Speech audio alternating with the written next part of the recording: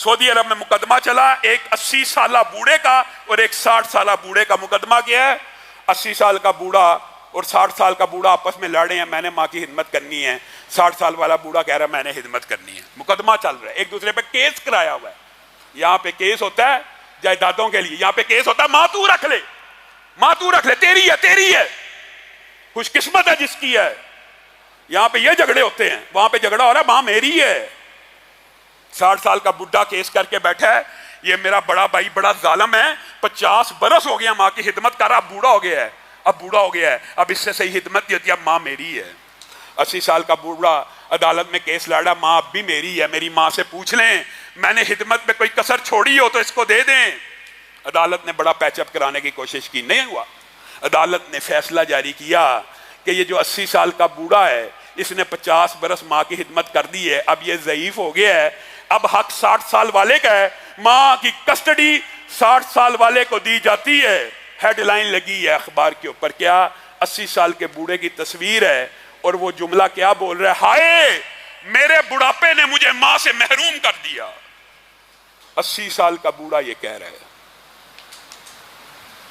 نبی کریم صلی اللہ علیہ وسلم جنت میں گئے تھے، معراج کی رات جنت کو دیکھا تھا، حضرت عمر کا محل بھی دیکھا تھا نا، دیگر چیزیں بھی دیکھی تھی نا، ایک چیز اور آ کے کہی تھی وہ نہیں یاد، باقی سب یاد ہے۔ جنت میں داخل ہوا تھا، کس کی تلاوت سنی تھی؟ کس کی تلاوت سنی تھی بتائیے؟ حارثہ بن نعمان کی تلاوت سنی تھی نا۔ آ کے کہا میں جنت میں داخل ہوا، جیسے آپ سمجھ لیں کیسٹ اور ریکارڈنگ ہوتی ہے نا، نبی کریم نے آ کے وہی منظر کشی کی ہے۔ میں جنت میں داخل ہوا، میں جنت میں کیا سنتا ہوں؟ حارثہ بن نعمان کی تلاوت چل رہی ہے۔ اے اللہ کے رسول کیوں چل رہی ہے؟ جنت کے اندر جو ٹیپ ریکارڈر لگی ہے اس کے اوپر ہر وقت حارثہ بن نعمان کی تلاوت چل رہی ہے، کیوں چل رہی ہے؟